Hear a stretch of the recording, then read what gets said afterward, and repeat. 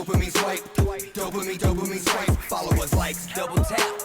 Now they control your life. What's up, everyone? Welcome back to another episode of the 817 podcast. I'm Jimmy with my co-host EJ, and every week we dive into everything going on in the city of Fort Worth and Tarrant County. So we read the news and distill it down into 3 short stories, 1 big story, and our wins and losses to help give you a summarized version of this week's news. And we're doing something pretty fancy today as we are doing our first out of in-house studio. We are now in a studio in Fort Worth, Texas.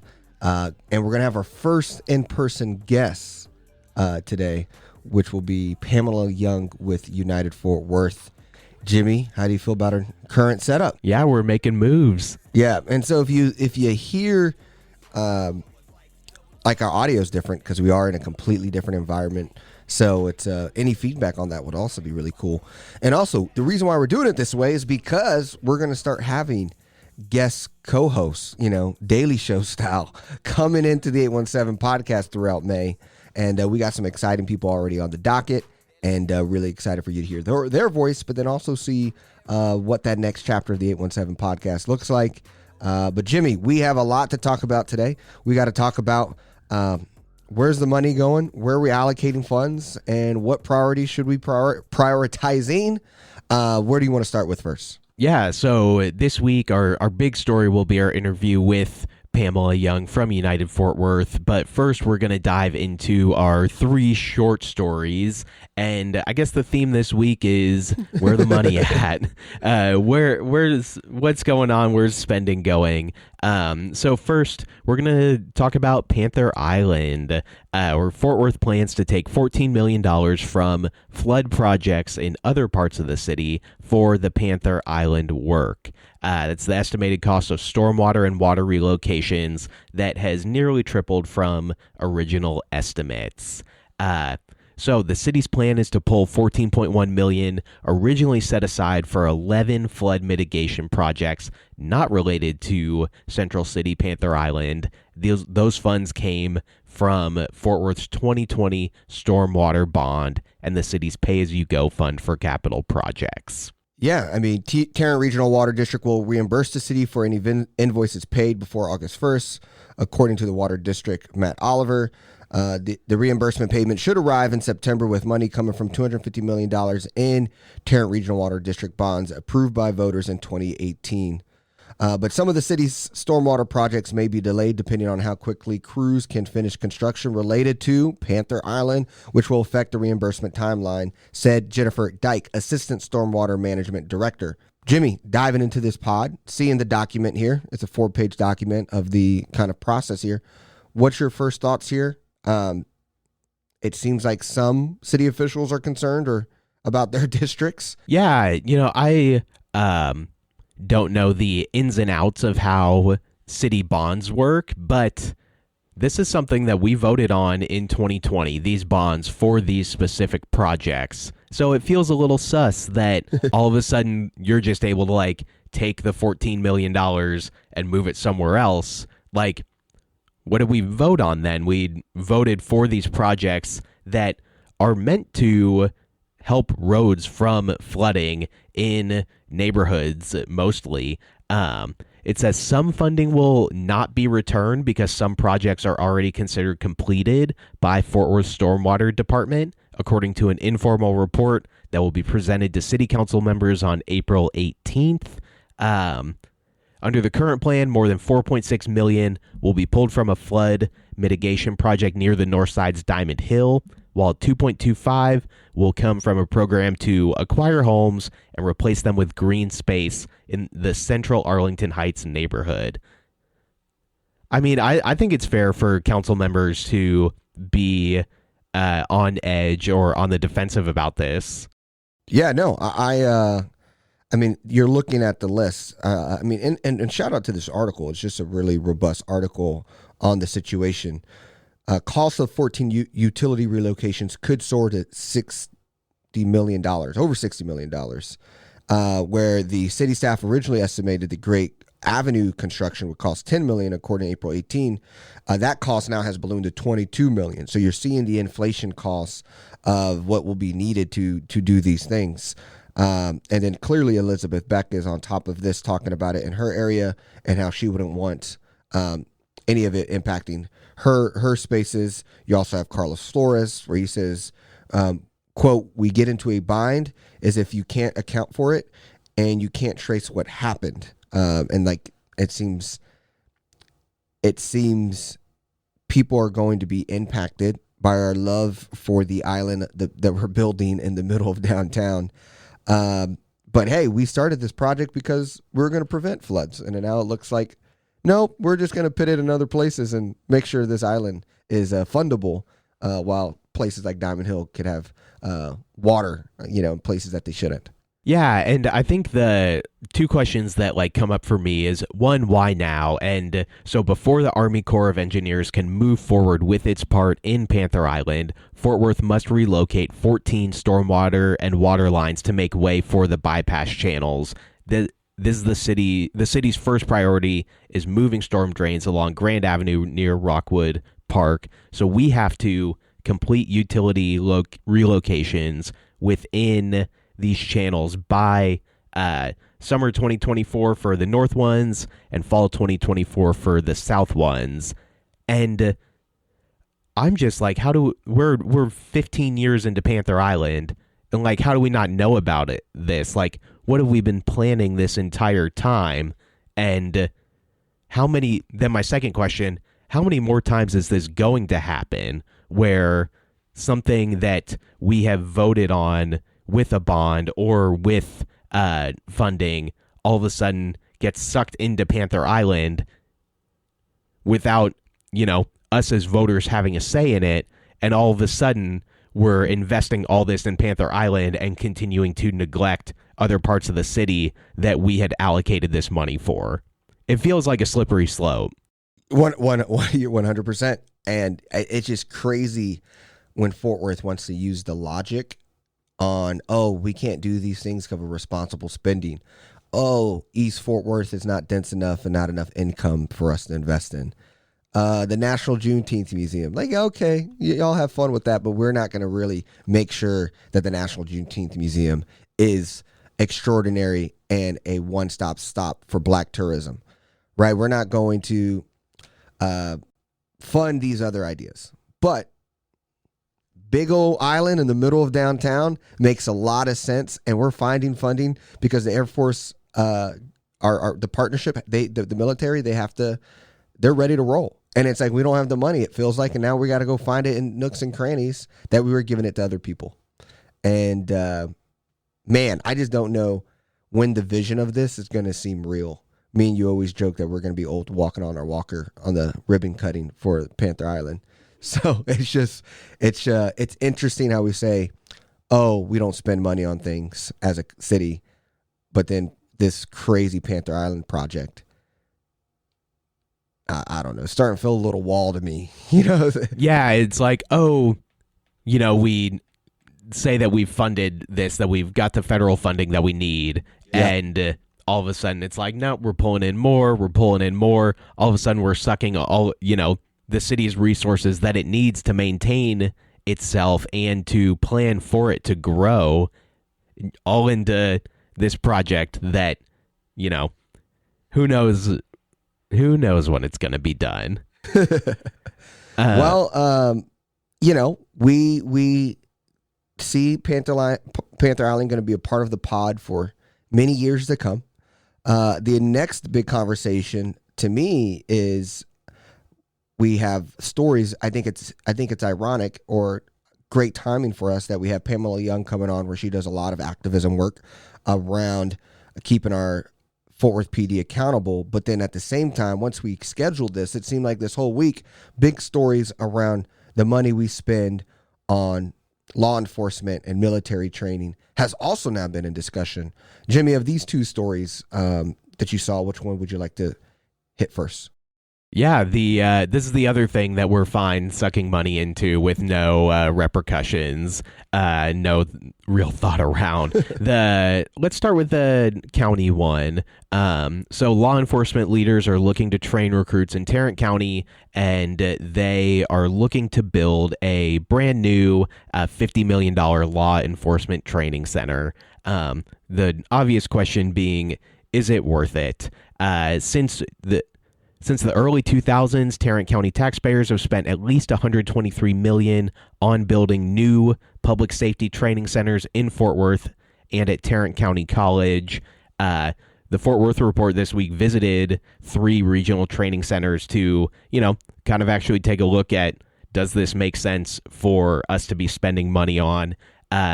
The county has commissioned a feasibility study as well as an architect to estimate the costs, and they say it'll come in at 45 to 50 million. Let's be honest and add like 20% to that just to be realistic.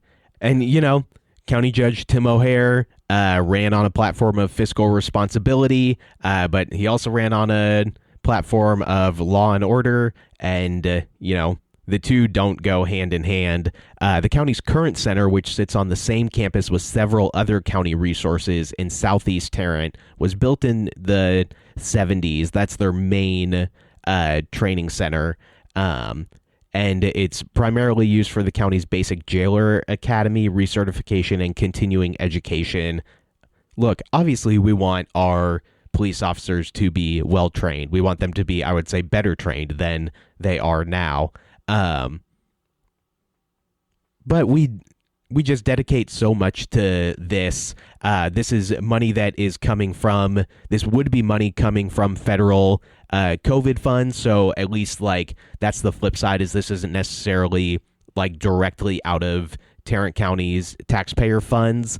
But I mean, less than a month ago, you told us that you nickel and dime the city of Fort Worth over affordable housing for $5 million, and with this same COVID relief money, and now you're saying that we've got this to spend $50 million on this project. Not factored into that price tag is the cost of operating and maintaining the facility. O'Hare previously told Fort Worth Report he would use any available federal stimulus funds to deliver on tax relief for Tarrant County residents. Doesn't seem like that's going to happen. Look at this part. Former police leader Ramirez of the Officer Association talking about just even the personnel piece. What's the point of building a blockbuster building if you can't even find staff to, support these initiatives? You got gaps in the police force. This one says here, it's impossible to ignore the fact that we are 270 personnel short. It seems like if you are going to be funding any money, it should be on recruitment and maybe community policing, or somehow figuring out how do we train, support neighborhoods to have safe and supportive places when you're down so many people in your law enforcement. Yeah. That seems like your big boiled problem rather than more buildings. It does feel convenient that, Manny Ramirez, longtime president of the Fort Worth Police Officers Association, all of a sudden gets on the county court and is like, hey, Tim, let's, go spend $50 million on a new training facility. Former county judge Glenn Whitley says, we're spending a lot of money for something that already exists.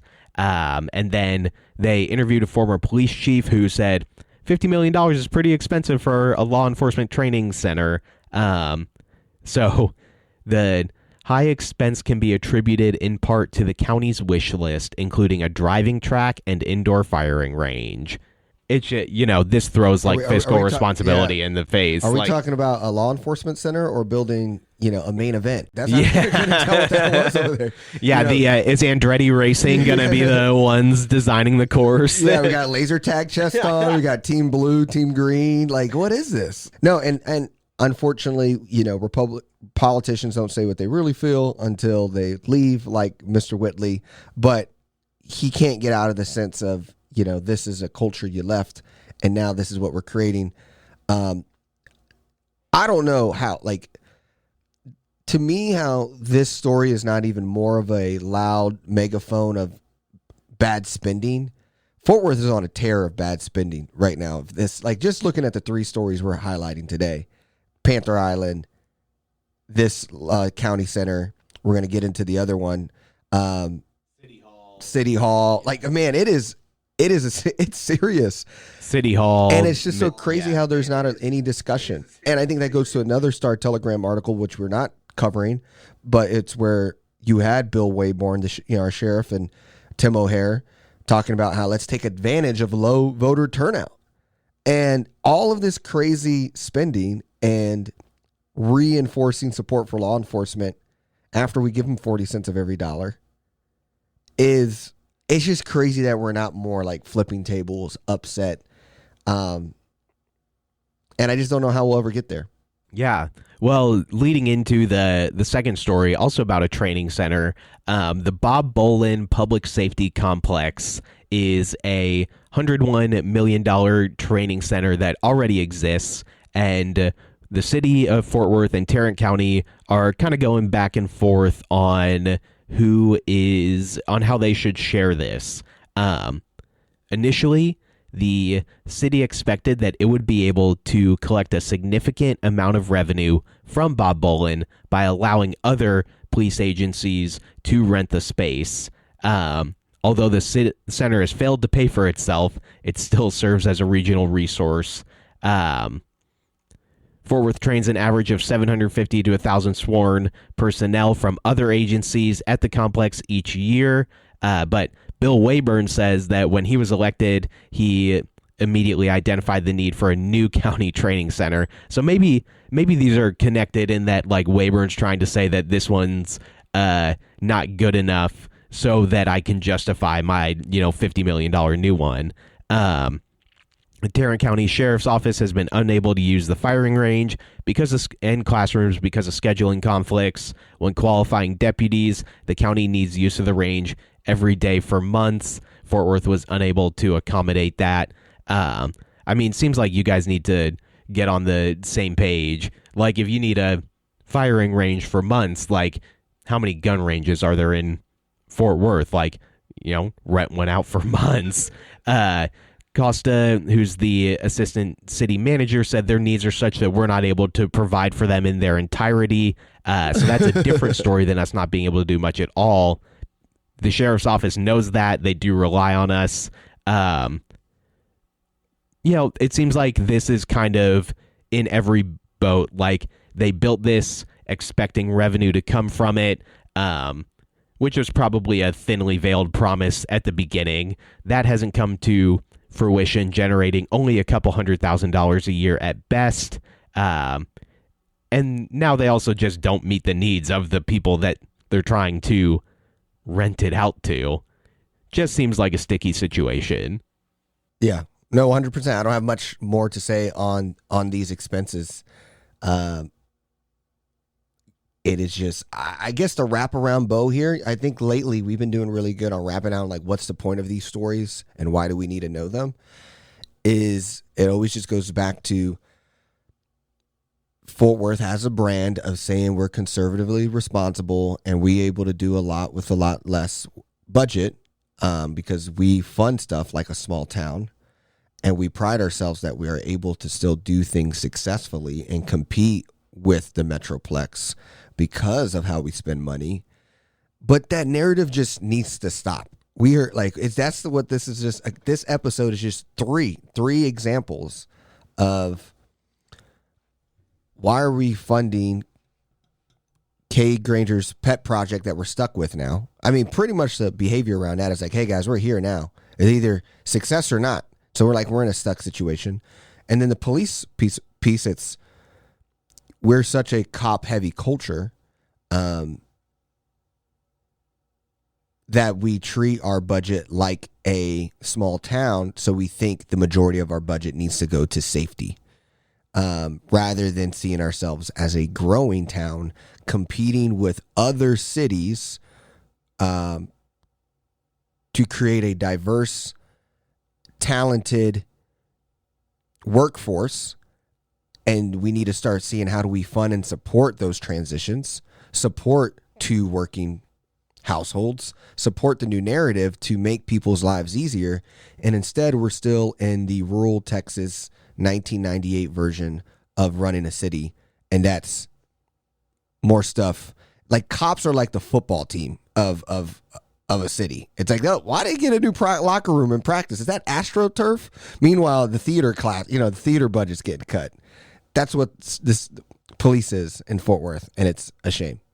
Yeah, and it's important today. We're talking to Pamela Young from United Fort Worth, which is a multiracial grassroots community organization that challenges discriminatory policy and systems of oppression through collective action. So I think a lot of what we're talking about is relevant to Pamela and what we're going to get to talk to her about. So we're excited to bring her on.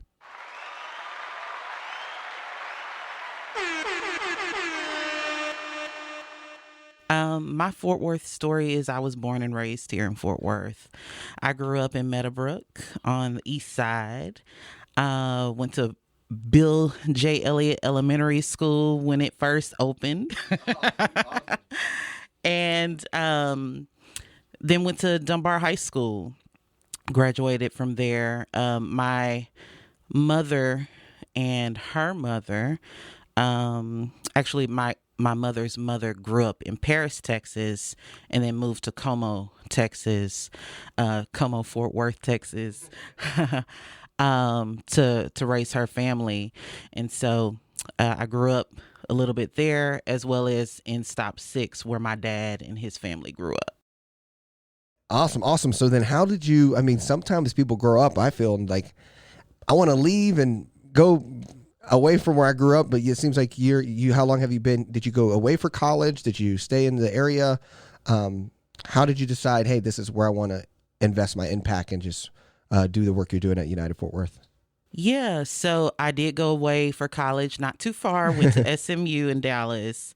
My mother worked there. She got a job at SMU so that her kids could go there tuition free. Wow. So that was a huge blessing. How was that experience? Going from Como, East Fort Worth to SMU. Yeah, it was, it wasn't a big leap for me because our parents always had us involved in things like college for kids. Got it. At TCJC, as it was called back in the day. I'm showing my age. But known as TCC now. So we went to college for kids. We were always in summer programs, sister cities. So we were just exposed to a lot. So going to college was, I'd already been at college several times. So it wasn't a big leap for me. Got it. So then you came back from that and was exploring what to do next. I would love to know the creation of United Fort Worth. Yeah, so I did not create United Fort Worth. United Fort Worth began in 2017. So as many of the listeners may know, Texas has legislative sessions every odd year. So in 2017, there was a ledge session and a racist bill, Senate Bill 4, came out of that session. And several large cities around Texas decided, you know what, we're not going to stand for this and we're going to sue over this racist bill. San Antonio, Austin, Dallas, Houston, but not Fort Worth. Fort Worth should have been in that number, but it wasn't. And so a group of young people here in Fort Worth saw that nothing was moving as far as the city of Fort Worth joining that lawsuit. And they started organizing. One of those people is Danielle Garcia Rodriguez, who is one of the co-founders of United Fort Worth. Amazing visionary, organizer, and just passionate person who, along with other young people going to like Texas Wesleyan and other colleges in the area started organizing to get the city to join that lawsuit. And so that's really how United Fort Worth was born, was through that campaign of sorts, in that movement. Now, were you involved right then, or did you get involved a little later?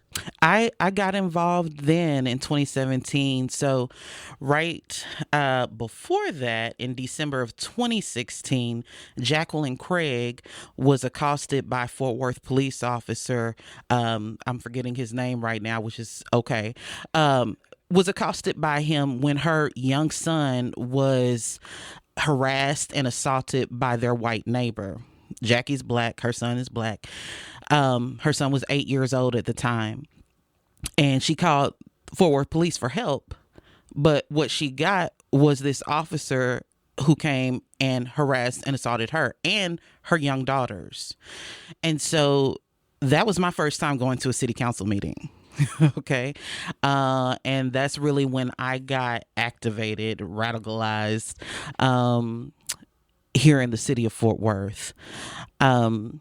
Leading up to that, I had been organizing in Dallas, actually, because I didn't see any organizing structure here in Fort Worth. So I was just like, man, where can I help? You know, I keep seeing these things happening to my people, but where can I activate and take action? And so I started organizing with Mothers Against Police Brutality, Dallas Action, Faith in Texas. And but Jacqueline Craig was what brought me back to Fort Worth. And that was also when I met folks from United Fort Worth, because they were at City Hall at the same time, right? Moving into 2017, advocating for the city to join the lawsuit against Senate Bill 4. So that's when we linked up, and I started attending their meetings and started volunteering and just fell in love with the people, with the spirit of the movement, and been there ever since. Yeah, so tell us about what your role in United Fort Worth is now. Sure. Yeah, I am the criminal justice organizer with United Fort Worth, and I lead in those areas whenever we're talking about policing, whether it's city police, whether it's the sheriff's department, anything having to do with criminal justice, the DA's office, prosecution, the jail. All of those things. That's my lane. But we're kind of a all hands on deck organization. It's 4 of us right now, so we all pitch in on all of the different initiatives that we have. We have a 3 main focuses: criminal justice, immigration justice, and civic empowerment in Black and Brown communities here in Fort Worth and Tarrant County. And so a lot of our work really is intersectional, right? Mm-hmm. Because they all affect one another so much. And so right now, I'm not sure when this is going to air, but right now we are working on civic empowerment, educating people, helping people to understand the power that they have with their vote in these municipal elections in May. Yeah, absolutely. Let's talk about the election. I love the content that y'all shared around, like, what is your city councilor voted for since they've been in office. Can you talk about what engagement looks like for y'all? I love that y'all shared the same content in Spanish as well as English. Like, that's something that we talk about all the time, and that people that we see people talk about is that, like, this content needs to be available to everyone. So, like, what are some of y'all's priorities in what you're sharing, and what does engagement look like outside of, like, social media that people might see a little more often? Yeah, so that's huge. I'm glad that you mentioned that about language justice. One of our immigration justice organizer, Gloria, she is very passionate and has been teaching all of us, right, on how we can move about making sure that we have language justice, especially here in Fort Worth, Yeah. in Texas. Yeah. You know what I'm saying? Where over 35% of our population is Latin, and many of them only speak Spanish. And so we want to make sure that everything that we do, as much as possible, is accessible to everyone, no matter what, where they come from, what their language is.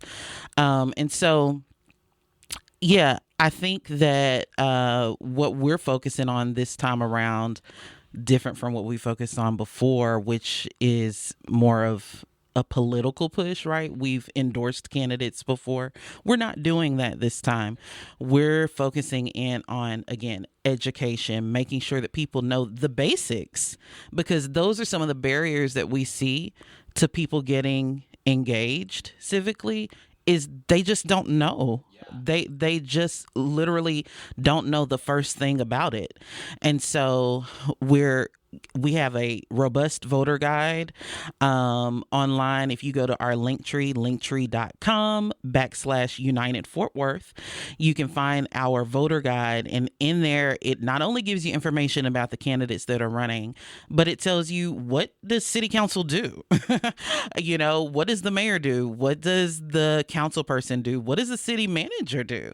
And why are these things important? We also give information on just the basics of when to vote, where to vote, and also on what to expect, and what resources are available for you if you have a disability and you're trying to vote in person, or if you encounter voter suppression or intimidation at the polls.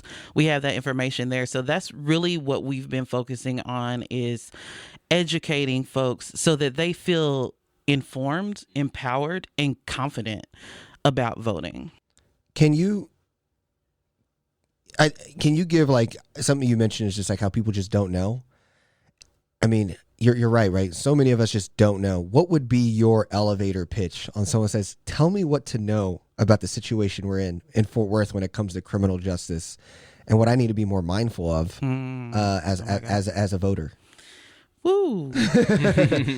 I don't know if I can do that in an elevator pitch. Well, you're the main event in the pod. So if you can't do it in an elevator, we'll just go up and down the whole time. I would start with, can we make a date for coffee so we can really lay this thing out? We're Buddy the Elf. We just smeared all of the buttons, so we're stopping at every floor on the way up. Yes, exactly.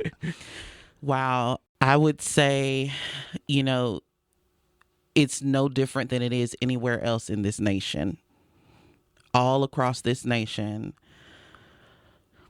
police are wreaking havoc. Policing, again, that's not just your city police. That's the sheriff. That sometimes can be mental health.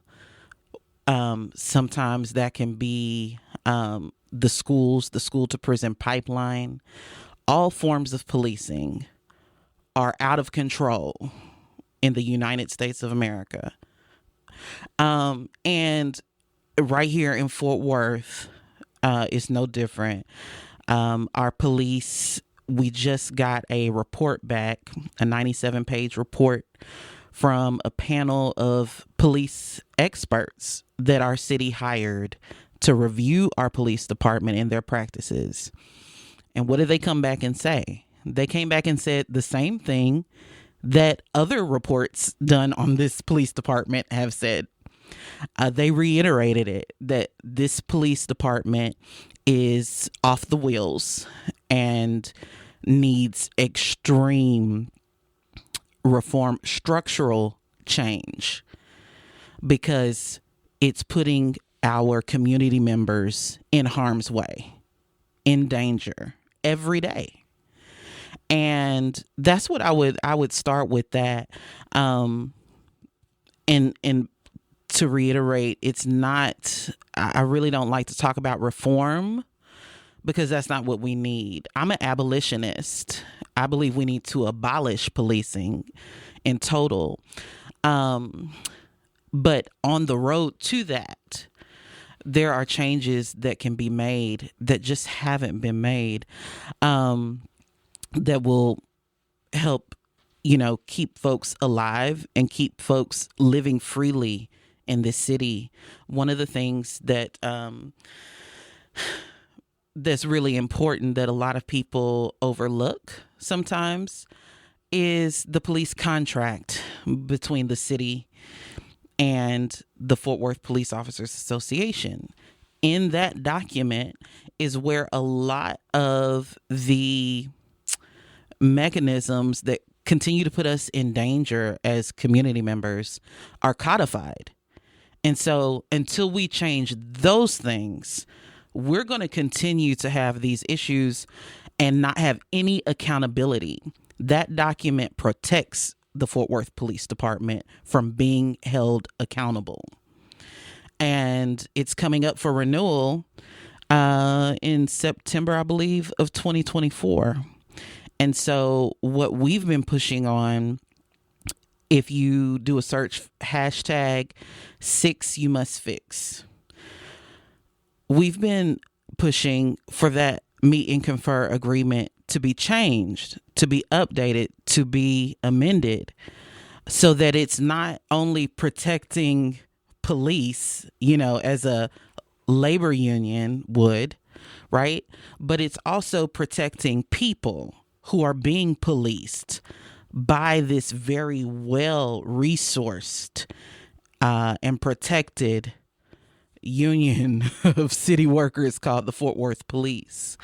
So I'm not sure if I answered that last question, but yeah. Yeah, I think that's like a great transition to, you brought up 2017. In the aftermath of that, we had the Race and Culture Task Force. One of the things that came out of that was the need for a police oversight board. And then very recently, the city council voted against that again. What do y'all's conversations look like with city council, with the mayor? Do you get to have conversations with them, especially the ones that have voted against this, in trying to continue the conversation of why this is incredibly necessary for our community? Yeah, we've had conversations with folks who have voted against this, in particular Carlos Flores, who we were hoping would be that fifth swing vote. He could have been that vote, but he decided not to do that. We had a conversation with him, and we thought he was listening, but clearly he did not hear us. And here we are. Back to 2017 with Senate Bill 4. United Fort Worth organized 2 days of action, and hundreds of people came out, marched in the streets to City Hall, stayed all night, gave testimony after testimony after testimony until 1:00 in the morning, speaking to City Council saying, we need you to join this lawsuit against this racist Show Me Your Papers bill because it's hurting our community. And after each of those meetings, the final one where the vote was going to take place, we were denied, and they voted against that. And so since then, our push, a big part of our push has been, we can't continue to wear people out and go talk to a brick wall. What we got to do is flip these seats. And so that's what we've been doing. In 2021, we launched a campaign, Brand New City Council. And at the culmination of that, we were able to help get Chris Nettles in District 8 and Dr. Jared Williams in District 6. And so that's part of our strategy, is to keep flipping seats, whether it's city council, county commissioner's court, what have you. That's part of our strategy, because the simple bottom line is we're not going to get the votes if we don't have the votes, right? Yeah. But short of that, though, we do still believe that even when you don't have the votes, it is important to advocate. It is important to stand up and speak out against the things that are causing harm in our community.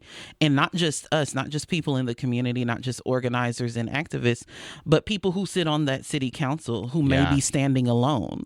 You know, we have a questionnaire that we gave to all of the candidates running in District 5, 6, and 11. And one of the first questions that we ask them is, if elected, are you committed to standing alone, even if it's just you? But when you're standing for what's right for the people, especially for the most marginalized people in our community, that's very, very important, because, you know, even if you don't get that win, standing up is part of winning in forwarding that narrative that we need change and justice. Yeah, I was so like when you're talking about that, for example, and y'all show like vote 9-0, even that 8-1 matters. It does. Yeah, it does. Yeah. It matters. Or the you know, when it's just the current progressive folks that we have on the council, it matters if it's just them, you know, and I think that's really important for people who are thinking about running, right? For people who are currently running, knowing, guess what? When you get in there, you're not going to get all of these campaign promises, you know, right off the bat. But if we keep standing up, we keep making the argument, we keep furthering the narrative, and we keep galvanizing support and engagement for what's right. It's going to work. That's how we are where we are now. You know, the civil rights movement. It was, everybody was not with Martin Luther King and Diane Nash and, you know, Bayard Rustin. They had to, it was a small group, right? We see the pictures on the Washington Mall. That's very different from the day-to-day organizing that was taking place, you know, but it started somewhere. And so we have to keep going in that direction. So I would love to know, like, what you guys, how you measure, feel your impact has been since 2017. Like you said, a lot of it probably feels hitting a wall. But I, you know, personally, I'm so thankful that we in the city have a united Fort Worth. I mean, what progressive action or ideologies, things that we need to be accountable for, if we didn't have you guys standing up with your voices, how gutted or would our city feel? I mean, we could just be a Waco, Texas energy if it wasn't for the things you guys are doing in my eyes. But how do you guys look at the impact you guys are doing since 2017? Well, I can only speak from my vantage point. But again, you know, like I said, for me personally, I started organizing in Dallas because I didn't see anything going on in Fort Worth. So I totally hear where you're coming from. Like, we could totally be just so far away from where we even think we are now. But yeah, I really am grateful for the impact that United Fort Worth has had. And I think it has been, in a lot of ways, giving people a political home here in Fort Worth that they otherwise wouldn't have access to at home. Giving people an outlet, right? And a space to come and say, you know what? Okay, we're on the same page and we want to do something about it. Let's work together. But it's not just United Fort Worth. You know, there are other amazing organizations here, like ICE out of Tarrant, which is one of our, I guess, one of our earliest sister organizations that we've been in deep coalition with, who've been organizing around ending 287G. Here in Tarrant County, which, if you don't know, 287G is a program, a voluntary program that the sheriff's department enters into with ICE, which is a federal agency, and it deputizes sheriff's deputies as ICE agents in the Tarrant County Jail, so that when folks who may be undocumented are arrested, they are that much closer to the pipeline to deportation. And it may be that they were arrested for anything that, you or I could have been arrested for, but we're not getting shipped out of this country, right? And so that's one of the things that ICE out of Tarrant is working to end that agreement.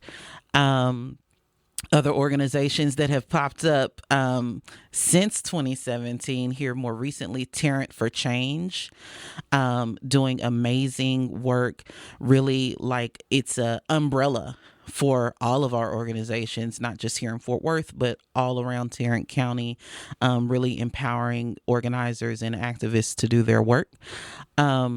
So yeah, I'm really hopeful. I think that's probably one of the greatest effects United Fort Worth has had is we've inspired other people to get out here and start organizing and doing the work as well.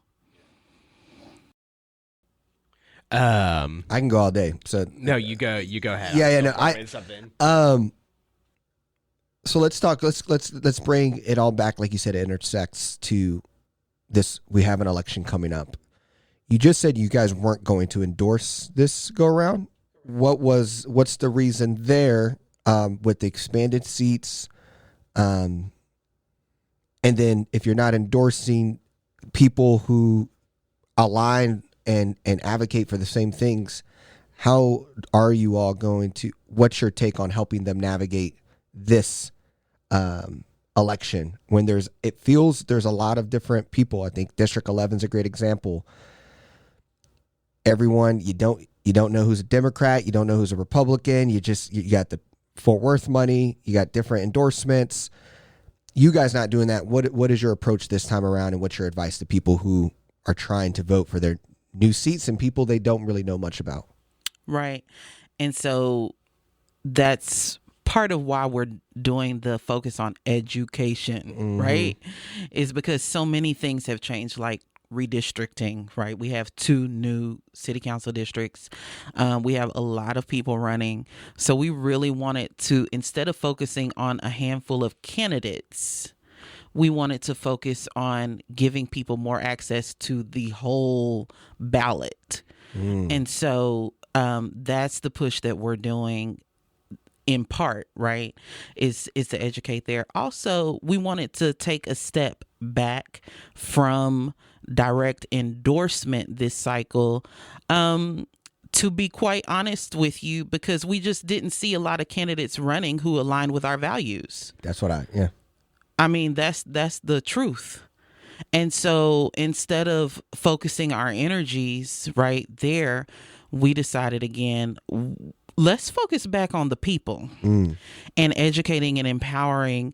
The first part of this, of course, is getting folks to the polls, but we're going to be doing a push as well to start educating and empowering people who want to run for office, so that when we get to this place next time in 2025, when we're voting for city council again, we'll be in a much better position as far as candidates who we can feel very comfortable going out to our neighbors and saying, hey, we ask you to vote for them because they align with our values and they're going to fight for us, unabashedly, unashamedly. They're not going to back down. And so we just didn't have that this cycle. And so I really think it was a blessing kind of in disguise, because it gave us this pause to really sharpen our tools, for helping to educate the community. And we want to just continue to get better with that as well. But yeah, I'm really excited about the feedback that we've been getting on the educational tools. We're going to be releasing even more next week and leading up to early voting. And yeah, we're just really excited about also beginning to help create a pipeline. I think that's the third time I've used that word, but a pipeline to being an elected seat holder, right? And one thing that I will say that I like, I won't mention their name because I don't want to be deemed as endorsing, but there is someone who's on the city council, and I hear them say all the time, this is not my seat. This is the people's seat. And those are the type of people that we're looking for, that we need. People who are going to engage with the community that they say they represent and work with them to make the decisions that they make. Yeah, I think that it's something that EJ and I talk about all the time, not even like on the air, is like where is Fort Worth, where is Tarrant County's bench of people that like stand for the right things and can run. So I think that is super important. Talking about the resources y'all have shared, like one that I really appreciated was the Police Officers Association donations, like where those are going. That's a big like behind the curtain thing that people don't necessarily look at. Can you give us a tease of some of the other resources that are coming in the next couple weeks? Yeah, so we just released our voter guide. And so we're going to be little by little, district by district, releasing some infographics on social media that kind of tease you for each of those districts, who's running, what are some of their platform ideals and their background and different things like that. And we're also hosting community and candidate conversations. We just had our first one this weekend in District 6. Okay. And so what we want to do is something that's a little different from all the forums that I'm sure some of us have been attending and maybe watching online. We want to give the community an opportunity to be centered, because a lot of times it's the candidates who are centered, and questions that we don't know where they came from, right, are being asked. They're not relevant to us, right? And so we're turning that on its head in our community and candidate conversations, and we're centering community. Community can come, we serve food, and we just have a good time with the candidates, and we ask them the questions that we want to ask them. There's no pre-designated questions. It's just you go. And we're just having a conversation. And so again, I don't know when this is going to air, but our next one is, okay, great. Our next community and candidate conversation will be in District 5 at the MLK Community Center on Truman Drive. And it will be on Thursday, April 15th. Yes, April 15th. And we'll have all the links in the descriptions of the show as well. Man, there's so many things I want to hit on, but April 20th. I feel like our pod, I think we tried to do, we're trying to push the envelope in the city. And I think we've captured an odd group of people. I think who we have on this pod who listens. And so I think the work you guys are doing is just so big, and I think people need to hear it. Can you explain for people who may be just a little bit unaware of why posting about the Fort Worth Police Association and who gets money from what and why that's important? That would be helpful. Sure. So, as you've probably heard before, follow the money. Follow the money. Our city council is directly responsible, and in some ways indirectly responsible, for the policing that we have here in the city of Fort Worth. The city council works with the city manager to hire our police chief. And then, of course, our police chief and their staff hires police. And so how is it that people who are responsible for hiring police are also being paid by police to put forth certain policies that protect police and to approve that meet and confer agreement that protects police?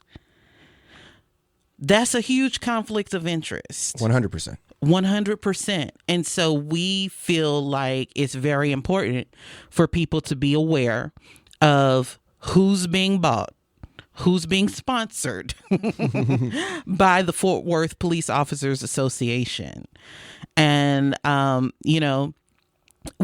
we also are calling for candidates and for electeds to stop taking this money from the Police Officers Association, because it is putting our communities in danger, and it's really just that plain and simple. Yeah. And it's not $50 that's being thrown around. It's $5,000, $10,000. A great example is, District 5, this question now aligns to what you just answered, but then also you talk about building the bench. Gina Bivens has taken a lot from the POA in District 5. She also said this is her last go around. So when we talk about get the money, and then what does it look like, though? That seems like a great place where United Fort Worth and sister groups maybe create a position helping find a bench. So when you think of someone like Gina Bivens or Carlos Flores, who has a lot of police association money, one of them finally says, I am out of the race. What goes on in your head thinking about what we all got to do to make sure that's a seat where you're proud, we're proud, United Fort Worth's proud, the Jared Williams and Nettles. What's your thoughts when you hear someone who had a lot of POA money now says they're out of the race? What do we need to be thinking about as activists, as podcasts, as city people, thinking about how do we make that a progressive seat?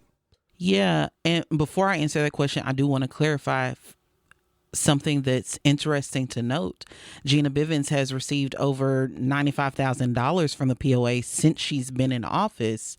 However, she voted for a police oversight board.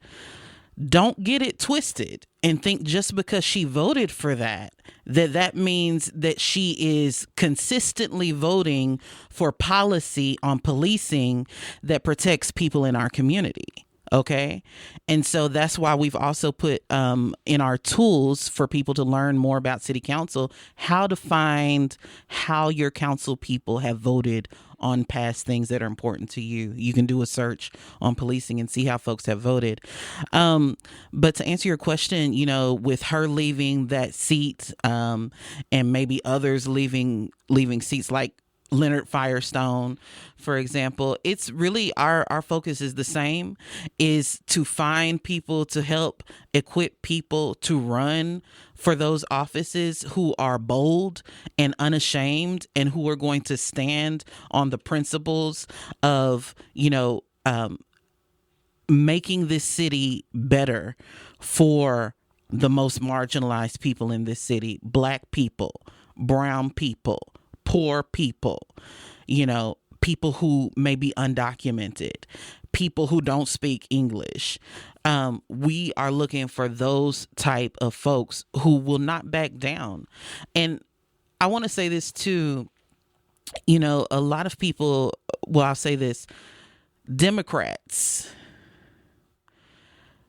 for whatever reason, feel like in order to win, they have to walk this line down the middle. That's a lie. We just witnessed that in Tennessee with the two Justins. And we've seen it before them. We've seen it with folks like AOC, The Squad, Ayanna Pressley. Progressive values, radical stances, that is what's going to get you the win over and over and over again. Why? Because that's where you meet the people. When you are wishy-washy, when you are walking a line trying to please everybody, that doesn't help anybody. And so again, that's the type of bench that we're looking to, populate.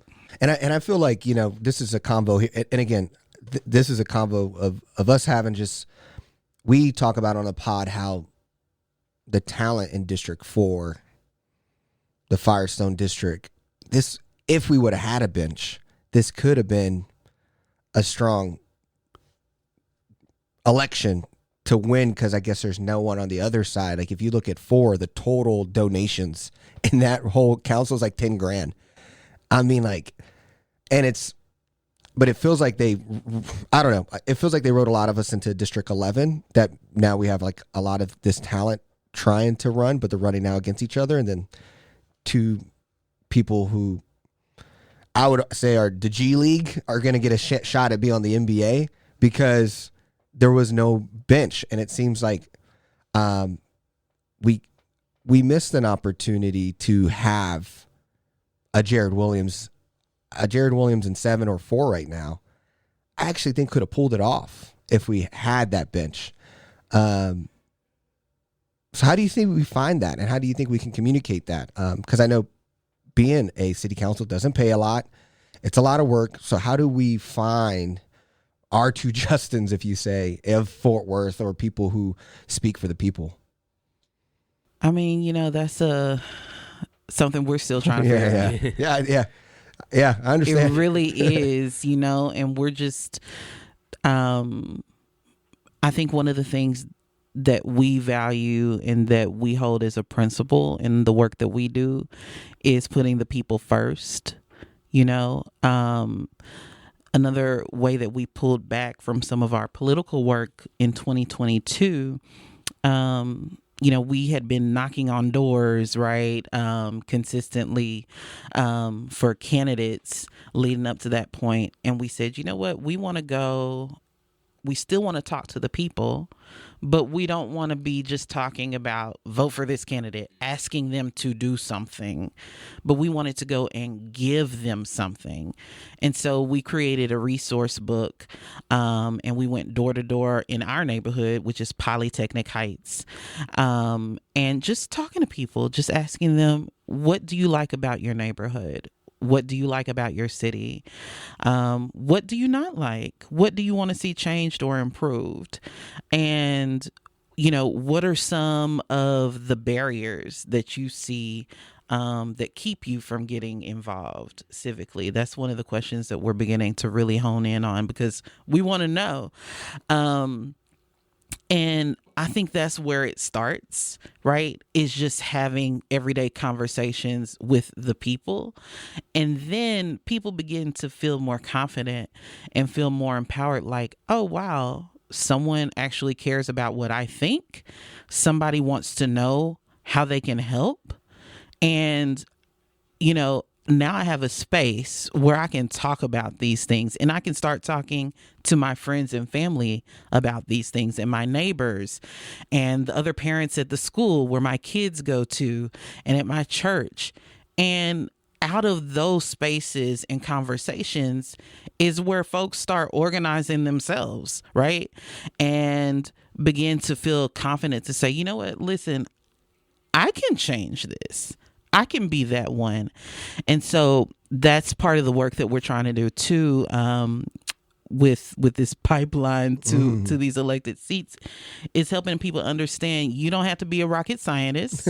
Clearly. No offense to anybody, but you don't. Is it like Carlos actually a rocket scientist? He's like an engineer or something, so it's funny, actually. You don't have to be that, and you don't have to have 85 degrees, and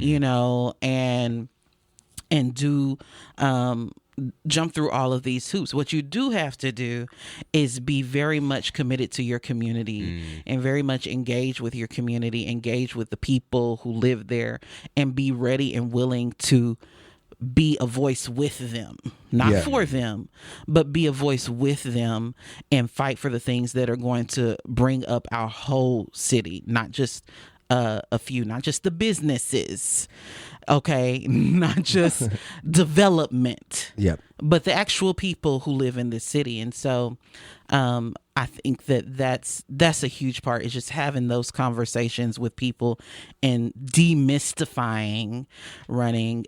You mentioned how much city council people get paid. It's $25,000 for city council people, $29,000 for the mayor. So that's not a living wage, right? Yep. So if you're going to run currently, you have to be independently wealthy, retired, or, what have you, or you have to work 2 jobs, and so I believe it was the last municipal in November. Yeah, there was a ballot measure to increase the pay for city council, which I would have been all for, right? if they didn't try to sneak something else in there. So a lot of people maybe they did see it, that's why it failed. But the reason why I didn't vote for that initiative, which is something that I believe in, is increasing that pay so that you can give more access to everyday people to run and be able to just work that job as their singular job, is because the way it was written was increase the pay, but also this decision will now be taken out of the people's hands and it will be in the city manager's hands, any subsequent pay raises. And so that's another question that we ask on our questionnaire to candidates is, we believe that increasing pay for city council is going to be a doorway to having more diversity on city council. Would you support another ballot measure that does not link pay raises to the city manager, but keeps it in the hands of the people, so that if there need to be subsequent pay raises, in the future, that decision is still in the hands of the people who are grading their city council and who get to decide. But it's not going to be in the hands of the city manager, who, again, conflict of interest, is hired by the city council. Yeah. Yeah. Well, yeah, to kind of wrap us up, what's something exciting going on in Fort Worth right now that you feel like not enough people know about that you want to share with everyone? Exciting things. I really love, I'm going to brag again on Polly and one of our new sisters, Kinfolk House. Right there in the heart of Polly. It's a gallery, an art gallery. Started by Letitia and Cedric Huggabee.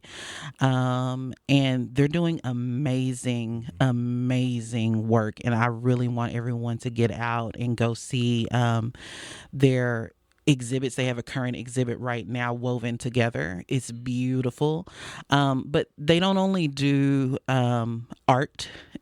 They do a lot of community work, a lot of community programming, yoga. They have a beautiful outdoor space there. So they're always giving back to the community. All of their events are free. They have been up until this point. I'm just like, wow, y'all are amazing. World-class artists who are invested into the community. It's a beautiful place. Beautiful, beautiful. Yes, I believe Cedric Huckabee is known to many as the person who taught previous President George W. Bush how to paint, do portrait paintings. So yeah, and I believe he's in Mexico right now doing commissioned work. Really powerful. So Kinfolk House, that's very exciting to me. Yeah. Well, what's any last minute kind of things you would like to address? We just appreciate having you on. And one, you're always welcome back whenever, because personally, I feel like we got into the 101 of what we all need to do together. And so I just, we advocate and support everything you guys are doing. Thank you. And, yeah, anything the listeners should know who maybe got jazzed up. I was like, wow, I didn't even know this was here. I was like, I'm excited. What do you want them to know? Well, I would just say definitely go to our website, linktree.com/United Fort Worth. We have a lot of resources there for people who are looking to get civically engaged. We have calls to action there. We have a lot of information about this municipal election that's coming up on May 6th, a voter guide again. We have also one major call to action that I would give that's also on our link tree is how to attend and watch city council meetings, county commissioner meetings.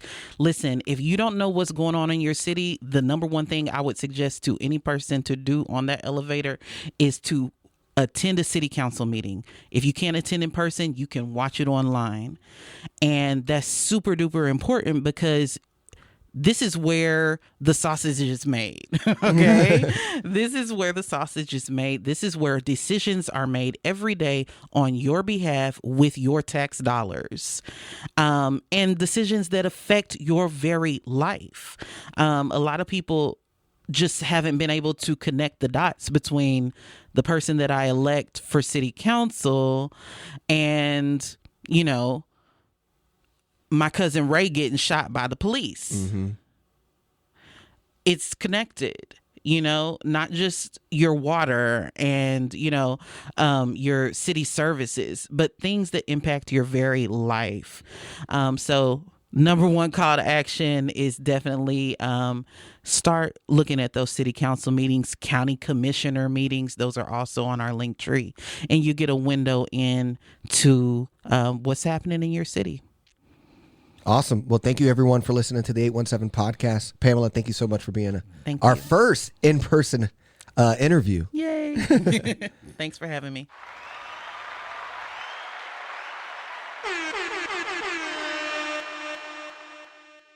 Well, that was awesome. Thanks, Pamela, so much for coming on. We appreciate your time and all the energy that you put into the community. EJ, are you ready to move into our wins and losses? Yeah, let's do it. My win is actually... Well, we got to start with loss. Oh, yeah, because we got to leave on a positive note. My loss is me and my wife went to the Fort Worth Opera Show. We don't go to operas. This was our first ever opera. We went to the AIDA Opera Show. It was a great show. It was a diverse show. It was, I would like to say, unexpected. It was half the actors, half the singers were black, white, brown. It was diverse, Asian. I was like, man, this is in Fort Worth, Texas. This seems so awesome. And then instead, I open up the flyer of the brochure and the pamphlet, and there's the unexpected city stuff. And it's us doing expected stuff. A lady riding a horse with a cowboy hat. If you're going to call ourselves the unexpected city, you highlight the unexpected things in the city, not the same stuff we've been doing that's expected of us. And so my win is that there was some unexpected things happening, but my loss is that I can't stand the unexpected city brand at Visit Fort Worth. Yeah, I've as I've thought about it more, I realize that we probably take it in a different way from they mean. Like, what they mean is someone comes to Fort Worth, they go, wow, I didn't know Fort Worth was so cool. This was unexpected. But the way that it comes across is there are things for the way that it reads is that Fort Worth has more than just what you expect out of it. And that's what you said, that we have this diverse opera that, not a ton of people know about. Yeah, it was a Friday night and there were seats available. And it's incredible. So, the branding should be around that, not that, oh, here's a person riding a horse. Didn't expect to see a person riding a horse. Yeah, no, you got a good point. I guess you got a good point that our localized and also depth of knowledge of Fort Worth makes us not see that marketing the way it's meant for people who have no idea what Fort Worth is, and they unexpectedly have a good time. Yeah, which you also don't get it all from just reading The Unexpected City. My loss, we'll talk. So, earlier, you talked about how Fort Worth doesn't have a great sense of its identity, or that its, perception is different from reality. And a national study indicates that Texas has the top 3 cities in the country where people are most likely to cheat in a relationship. Fort Worth came at number 2. MyDatingAdvisor.com compared 200 of the largest metro areas across 4 categories: relationship satisfaction, life satisfaction, cheating intent, and affair activities. Fort Worth came in second. Dallas was number 1. Houston was third. The study further evaluated each of these areas using 9 data points of cheating friendliness. So we put on this nice, veil of we're like a church-going city, we're a family-centric city, when actually we're just running around cheating on each other. I really have nothing to say to that survey. I think it's just funny that it's Southern conservative, Yeah, well, that's cities. Top 10 most unfaithful: Dallas, Fort Worth, Houston, St. Louis, Nashville. So we've got Texas, Missouri, Tennessee. Then you've got Philly and New York. Then you've got Knoxville, another Tennessee, Atlanta, Georgia. Then the top 10 most faithful cities, top 4 are all California. We don't want to be like California, though. Funny stuff. Well, what's your win? My win, Abraham Alexander has his new album coming out. It looks like they were doing some awesome music video shoots too. Yeah. Drop Friday yeah. Seasons. Really great. Yeah, that's a great one. That's a great win there. I was listening to the vinyl on my player last night. It was awesome. Great collection of just emotion, story. Shout out there for sure. Yeah, awesome to see local music scene getting a lot of recognition. Mine is a Dallas Business Journal story by Spencer Brewer talking about Fort Worth Way's incentive for expansive corporate R&D and technology center. This is something the city council will discuss this Tuesday. It's an R&D centered focus on smart building technologies. Sinclair Digital Service Incorporated proposes establishing a new corporate R&D and technology center in downtown Fort Worth with an investment of $87 million in total R&D costs over 10 years. In return, the city will provide grants to the company capped at $10 million total. This is also cool because Sinclair, as a hotel, was open when it opened in 2019. It originally was built in 1929, but the new power system saves 40% of what the building used to consume the 164 rooms. And so now Sinclair wants to take what they've learned and tested and scale that out across the country and helping other buildings. And so what I really love about this is, one, it's a Fort Worth story of first we solved our own problem, and now we want to commercialize that, take our talents and skills that we've proven, and now do that in other places across the country. If Sinclair does what they say, I mean, this is the third kind of incentive around this credit program. They did this with GKN Aerospace and Linear Labs. But I see this growing into a very successful business and being a powerhouse downtown. Because hotels is something we do well in Fort Worth, or we love in Fort Worth, tourism. But now you're doing the innovation from how do you take all these old buildings, which Fort Worth has a lot of them, and then be able to save on energy and things like that, and then showcase that to other cities. And now cities are like, man, this guy in Fort Worth with Sinclair is doing a lot of cool stuff that's internationally cool renowned. I think he was like the first to do his hotel that way. So that's probably a big story that we'll be able to watch throughout the 817 podcast. But I think this is a great example of public-private partnership. Yeah, I'm excited for it. I think that's awesome. Well, thanks everyone for listening. Thank you, Pamela, for coming on. We appreciate your time. As always, tell a friend, share the podcast. We appreciate all of you that listen every week and engage. We always love hearing from you.